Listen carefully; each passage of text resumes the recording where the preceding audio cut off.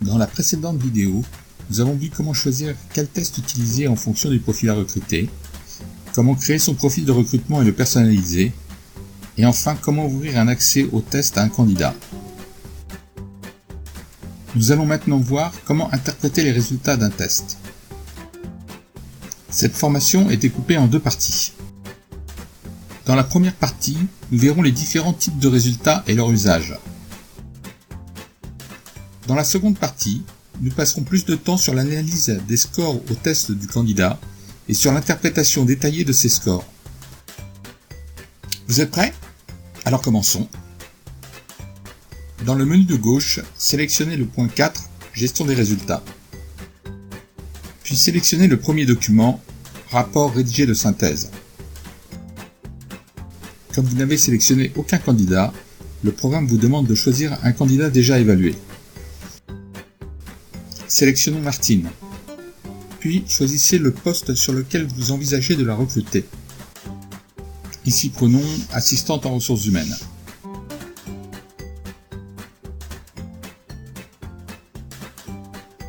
Le rapport de synthèse apparaît alors à l'écran.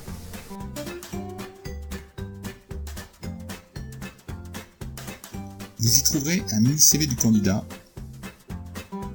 un indicateur de synthèse de son adéquation à votre profil de poste, ici assistante RH, un rappel sur le contenu du poste d'assistante RH, puis ses résultats classés en 3 catégories. Tout d'abord ses points forts, ce sont les réels atouts de cette candidate pour le poste. Malheureusement ici, aucun. Ensuite, dans la deuxième colonne, ses points médians. Pour ces critères, elle est dans la norme, ce sont des qualités correctes pour le poste, sans être des points très forts pour elle. Enfin, dans la dernière colonne, ses faiblesses, ou plus exactement les critères pour lesquels elle est en dessous de vos attentes, ou en dessous d'un niveau généralement constaté chez les personnes occupant actuellement cette fonction. Enfin, vous trouverez à la fin du document notre avis sur cette personne. Cet avis est une synthèse de ses qualités et défauts par rapport aux attentes du poste que vous avez défini dans votre profil de recrutement. Ici, nous sommes plutôt très réservés. Dans le menu en haut de l'écran, vous pouvez demander à imprimer ou exporter ce résultat.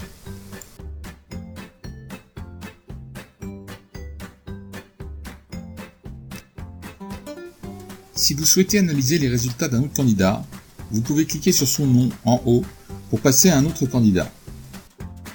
De même, vous pouvez aussi changer le profil de recrutement et comparer ce candidat à un autre profil de poste en cliquant sur le nom du profil en haut. Voyons maintenant le bilan graphique de synthèse. Nous voyons graphiquement les résultats de la candidate en 4 catégories. Les critères pour lesquels la candidate a des faiblesses. Les critères qui sont satisfaisants, sans plus. Ses points forts. Et enfin ses points très forts. En laissant la souris quelques secondes sur les icônes en haut de l'écran, vous avez une description de leur fonctionnalité. Cliquez sur l'icône du dossier pour sauvegarder ce document au format PDF. Passons au résultat suivant.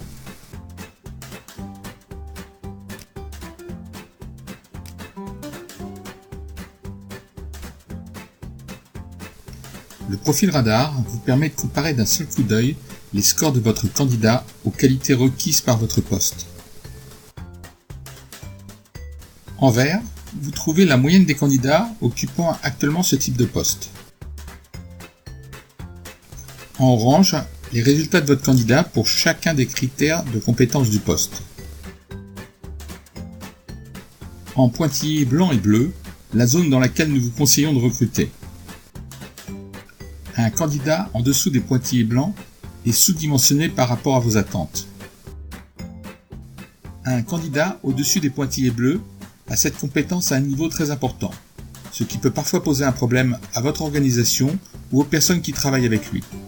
Cela représente une qualité qui est statistiquement en dehors de la norme, ce qui doit attirer notre attention. Pour cette candidate pour un poste d'assistante en ressources humaines, nous avons par exemple des faiblesses sur sa pratique des logiciels de paie, ses connaissances en législation sociale, ainsi que sur son efficacité, sa prise de décision et son implication dans son travail. A l'inverse, elle est très rigoureuse, ce qui à ce niveau peut même prendre des allures de maniaquerie tatillonne. À gauche, nous trouvons une synthèse globale de l'adéquation de la candidate au poste d'assistante RH, 58%. Passons maintenant au résultat suivant, le bilan chiffré. Dans ces résultats, vous trouverez l'ensemble des scores de la candidate au test.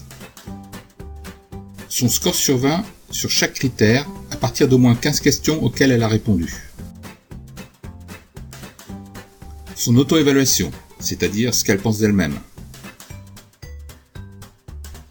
Et les valeurs de référence du profil de poste, avec les seuils maximum et minimum recherchés pour cet emploi. Nous consacrerons la prochaine vidéo à une explication complète et détaillée de l'analyse des scores. L'interprétation de ces scores vous permet de formuler vos hypothèses que vous pourrez valider durant l'entretien. Allons maintenant au document suivant, qui est le guide d'entretien rédigé spécifiquement pour cette candidate.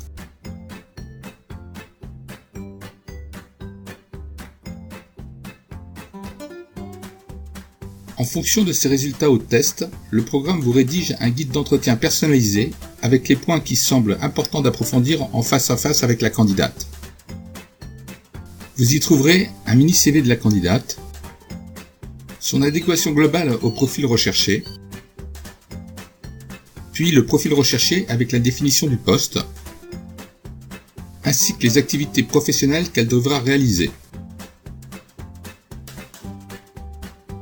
Ensuite, nous vous proposons une méthode pour mener un entretien structuré dans lequel, pour chaque compétence qui mérite d'être approfondie, nous vous rédigeons une question à poser.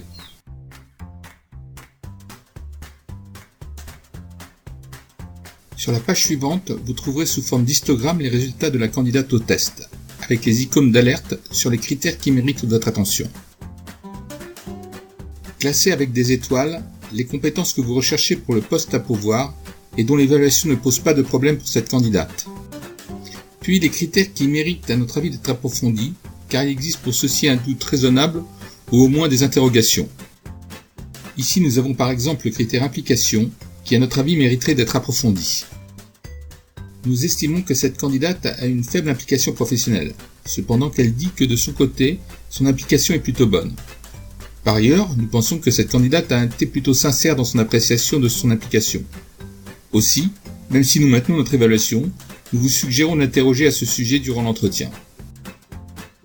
Pour cela, nous vous rappelons tout d'abord la définition de ce qu'est l'implication professionnelle. Puis, nous vous proposons une question à lui poser pour mieux comprendre ce qu'elle aime et ce qu'elle aime moins dans son travail, pour mieux comprendre pourquoi elle est à son avis parfois très impliquée dans ses activités professionnelles et pourquoi certaines autres activités l'intéressent moins. Vous l'interrogez ainsi sur ce qui la motive et va faire son implication professionnelle. Et vous évaluez ensuite si par rapport aux spécificités de votre poste, son implication sera adaptée ou non. Dans le document suivant, qui est le rapport rédigé, vous trouverez un rapport complet et détaillé sur votre candidate.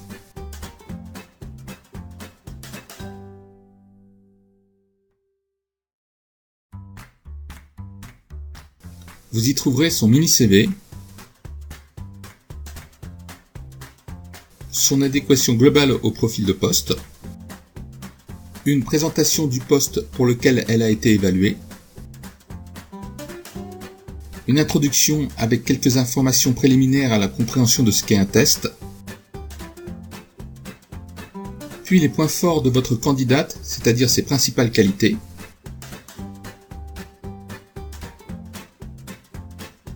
avec pour chaque qualité son score obtenu en pourcentage et un texte interprétant ce niveau de score.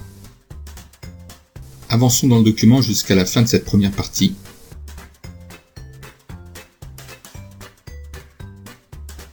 Viennent ensuite les points médians de votre candidate, c'est-à-dire les compétences pour lesquelles elle est dans la norme sans que ce soit des points forts, avec toujours l'interprétation pour chacun des critères. Et enfin, ses probables faiblesses.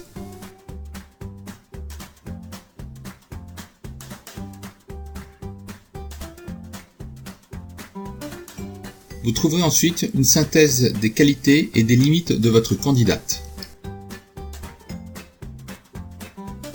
Les mots-clés qui la définissent,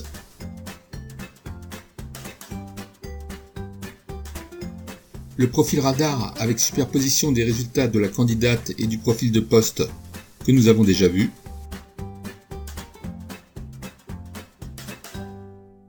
avec les critères clés du poste pour lesquels elle a des scores qui conviennent et la définition de chaque critère.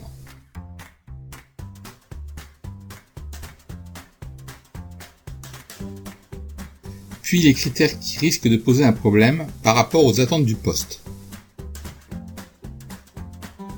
Enfin, au regard de ces scores aux différents critères et des qualités attendues pour le poste, nous émettons un avis global sur sa capacité à tenir le poste. Vous pouvez sortir ce rapport sous différents formats, par exemple Word, PowerPoint ou PDF.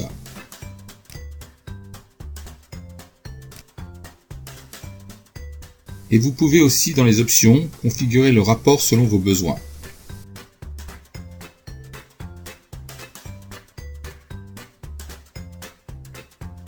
Il existe également deux autres types de rapports. Un rapport qui peut être remis au candidat sur ses résultats au test.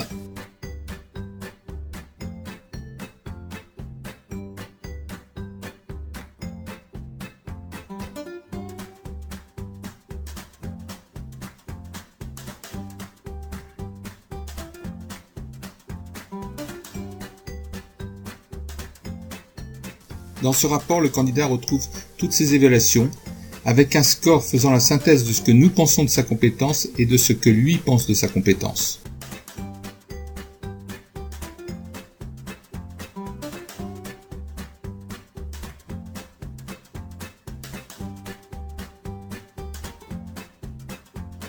Et à la fin, un certificat valorisant ses principales qualités.